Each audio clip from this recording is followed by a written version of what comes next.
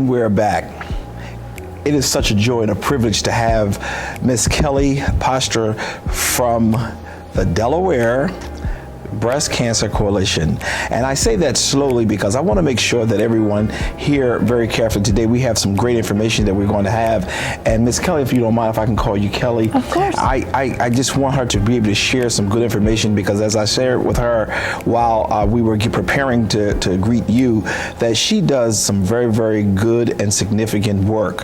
I've had many friends who have succumbed to breast cancer, but then I have a whole lot who are members of our congregation who are survivors. So to bring light to those who may have breast cancer or to those who even have gone on is very important. The research is what's important right now to make sure that we're staying up to date of whatever new things that are happening. So Ms. Kelly, come on, tell me a little bit about what the Delaware Breast Cancer Coalition, what do they do? Sure. Well, thank you first of all for having me. I was very excited to be to come here and talk to you. And so as you mentioned, I work for the Delaware Breast Cancer Coalition. We're a statewide organization, so we have offices in all 3 counties.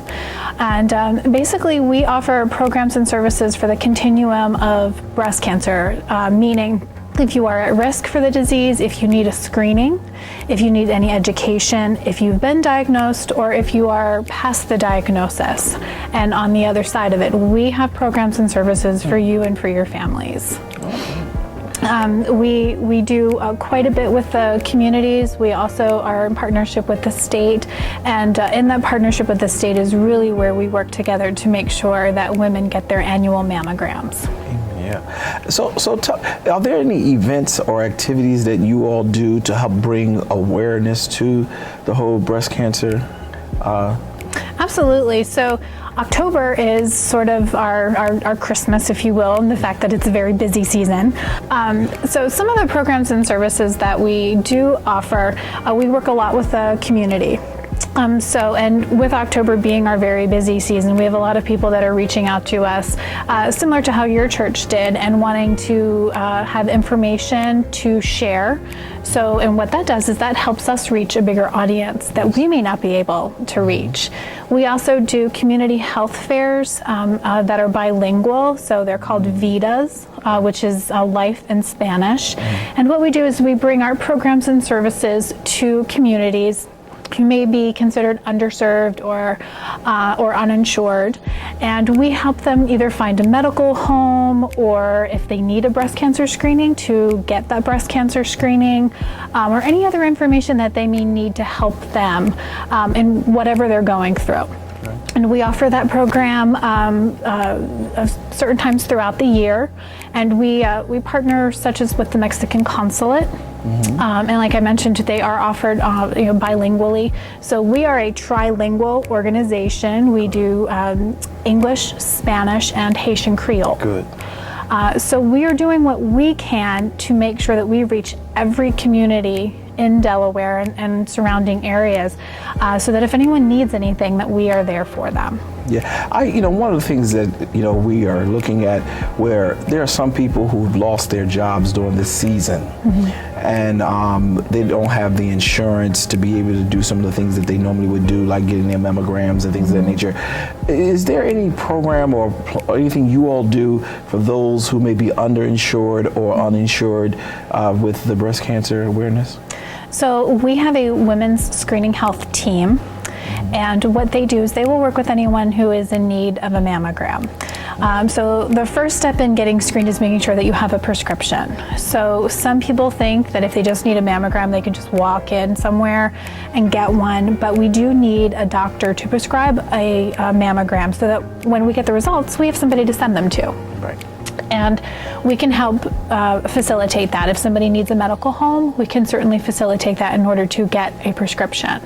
And then, because we are statewide, we can help somebody get a mammogram in an area that's convenient for them.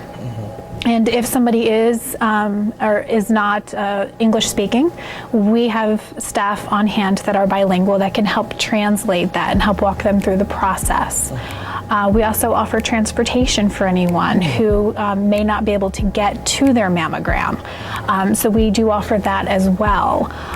In terms of anyone who is uninsured or underinsured, we work with the state, as I mentioned. We also partner with Screening for Life. So if anyone sort of meets those qualifications, we can help facilitate them into the Screening for Life program and then help them get their mammogram. Okay. So we do have programs and services for anyone who is in need, and we will stop at nothing to make sure that women get their annual mammogram.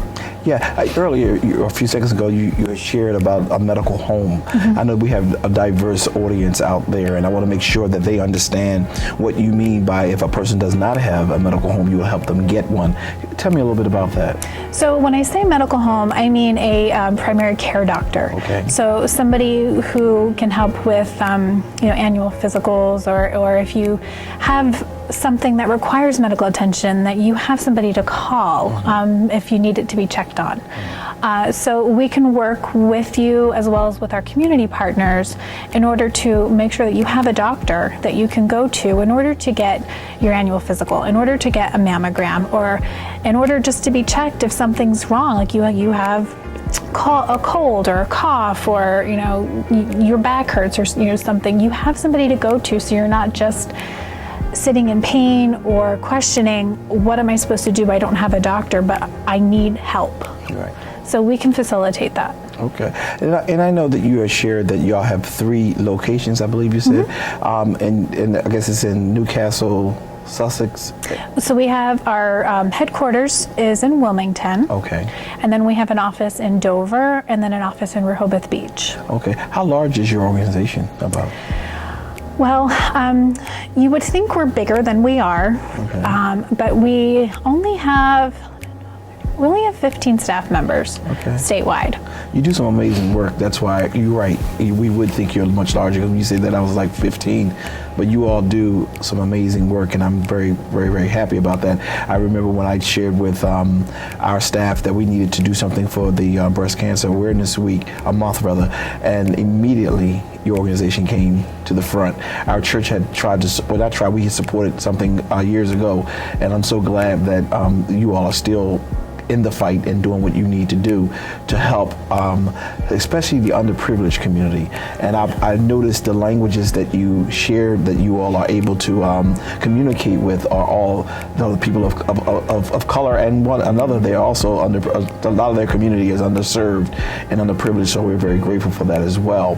On this Sunday, we're celebrating, which this will be aired at that time, our breast cancer awareness. And we're all going to be wearing pink, and we're all going to be giving away a whole lot of fun stuff that we're going to give away. And I know you brought some things with you for us to give away as well. Yep. And also, we just believe that God has been a great miracle worker in the lives of many people, but without getting the information, we are strong believers in science.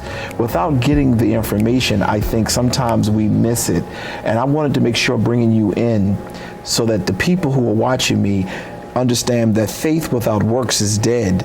So I want to let them know that there's an organization that will help them. If you do have the insurance, they should make sure they get their mammograms. How often, I'm a male, so I would not know. So some of my questions may seem to be very elementary, but it's good to hear the answers. How often should a lady get a mammogram? Well, first of all, I'm glad you brought up the fact that you are male and may not know some of these things. We're going to circle back to that. Okay. But in terms of mammograms, typically, on average, a woman should start at 40. Okay. Now, sometimes that may start earlier, and that's if the woman has a strong family connection, meaning a mom, a grandmom, or an aunt had it. And typically, that person would start 10 years prior to when mom, grandmom, or aunt was diagnosed. Okay, but typically if it's an average risk of breast cancer, then it would be 40 and then every year thereafter. Now, that may be determined to be different based on a conversation with your doctor, but typically it's 40 and then every year thereafter. Okay. Now, in terms of your comment about men and breast cancer, yes, men do get breast cancer. I was going to go there. That's good. Yes, they do. So you have breast tissue just like women do.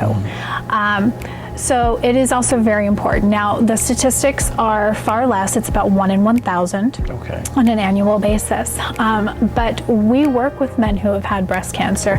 In fact, we work with a couple where the wife was diagnosed and then the husband was diagnosed. And we have programs for everyone, man or woman, who have breast cancer. And some of the information that I brought for your parishioners is about men and breast cancer. And that's good to know, because sometimes we tend to think that, I thought, I have what you call muscle. So I would think that nothing could go wrong. But you're saying to me that even men should get checked as well. It's for self-checks for men. Most insurances won't cover mammograms for men on an annual basis. And more than likely, men won't get a mammogram. If there's an issue, it's more or less an ultrasound, just because the amount of tissue is very different. But if somebody does suspect a problem, again, that's why it's very important to have a medical home and a medical provider where they can go and say, hey, I ran into something, or somebody sort of jabbed me and I got this radiating pain. What can we do about that? Because that's what happened to the gentleman I was mentioning previously. He ran into something and just had this wave of radiating pain, and that's how we knew that something was wrong. Are there any other symptoms that maybe men should look for that we may want to share with the community? So actually, in regards to men and women, most people think the only thing you really have to worry about is a lump, which, yes, that is a tall sign that you should get something checked out. But sometimes a lump is just a cyst as well. But there are a lot of other symptoms, such as puckering or discharge from the nipple. You might see some radiating veins that are different, heat, so if something is hot to the touch, any sort of swelling, an inverted nipple. So there are a lot of other things to look for other than just a lump. And that's very important, because people just think, I'm fine, I don't feel anything. But that's just one thing to look for, that if there's something else going on that's not normal. And that's one of the things we teach, and that's some of the information that I brought here is one of our key messages is to know what's normal. So, long gone are the days where you're taught to sort of feel yourself in the shower on the same day of the month, and so that's long gone. But what we teach and what we really advocate for is to know what's normal. So yes, feel your chest, feel your breast, make sure you know what's normal, and then the next time you check, if something looks a little different or feels a little warmer and you're thinking that doesn't seem right for what I have felt in the past, then it's worth calling your doctor and getting it checked out. And I'm glad that you are able to share for both men and for women this whole notion of the breast cancer. I tend to see the brothers, they tend to not believe that doctors are not necessary unless there's a real pain, but to do that examination to make sure that if you've experienced something that is not normal or comfortable, to get it checked is very important. And I want to say to all who are watching and listening to us that it's going to be important, especially to you brothers. I want to make sure, because we tend to overlook our health and believe that we're good and everything is going to be fine. But you should always check yourself or look at some of the signs that Kelly have shared with us today. And if you find any of them, talk to your doctor.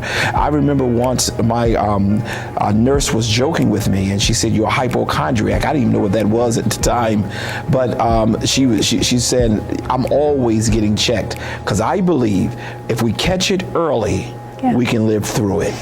That's my philosophy in life, and that's what I believe with in my medical care for myself. So, brothers, if you're listening today, you're not omitted from being able to even have breast cancer, but we pray that you don't, but we want you to check yourselves, and also to our sisters as well. Mm-hmm. Kelly, is there anything else you would like to share with us as an organization?